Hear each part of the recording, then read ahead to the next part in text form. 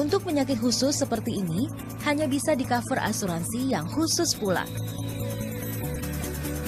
Namanya asuransi penyakit kritis.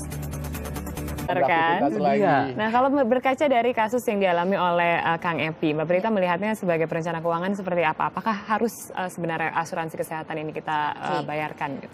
Asuransi kesehatan itu sebetulnya di banyak negara maju itu diwajibkan dimiliki oleh semua orang. Kenapa? Karena kita semua itu bisa sakit. Nah, khusus untuk seperti Kang Epi ataupun teman-teman lain yang istilahnya bekerja sendiri, yang tidak bekerja di kantoran, itu maka kewajiban memiliki asuransi kesehatan itu akan jauh lebih tinggi lagi, Mbak Shanas. Karena apa? Apabila sakit, itu biaya sakitnya tidak ada yang tanggung kecuali diri sendiri. Nah, selain daripada itu, ada satu hal yang kadang terlupa, bahwa pada saat sakit tidak bisa kerja. Kalau tidak kerja, honor ataupun lain-lain itu tidak ada karena bukan pekerja kantoran. Jadi istilahnya pekerja sendiri. Kalau pekerja sendiri itu ya dia sakit, dia liburan, dia apa? Uang tidak akan masuk ke dalam rumah tangga. Betul ya Kang Epi? Nah, itu sebabnya ada satu jenis lagi asuransi yang namanya asuransi penyakit kritis. Itu sebetulnya fungsinya untuk menggantikan penghasilan yang tidak diperoleh. Oh, oke. Karena kalau asuransi kesehatan, penggantian hanya bisa dilakukan kalau ada tindakan medis. Nah, kalau misalnya sampai Kang Epi tadi cerita, saya berobatnya pun bingung, obat apa, kemana, dan lain-lain. Nah, kan ada yang memilih ke rumah sakit, istilahnya medis gitu tindakannya, itu bisa digantikan oleh asuransi kesehatan biasa.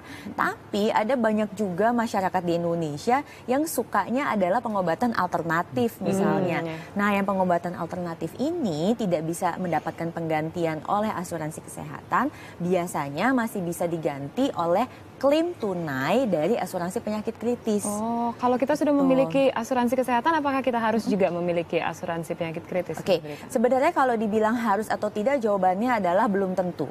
Kalau asuransi kesehatan itu mutlak semua orang harus punya. Apalagi sekarang pun pemerintah sudah membantu kita semua. Mulai ada program yang BPJS Kesehatan. Itu dengan premi yang sangat murah, itu semua orang di Indonesia harusnya bisa memiliki perlindungan kesehatan. Nah, kalau asuransi penyakit kritis itu, dia misalnya terjadi penyakitnya. Oke, divonislah terkena salah satu dari list yang ada di penyakit kritis. Lalu misalnya klaimnya diterima oleh perusahaan asuransi, yang turun itu uang. Uang tunai. Nah, uang tunai ini apakah cukup untuk berobat semuanya? Bisa jadi iya, bisa jadi tidak. Karena kan tergantung kita punya uang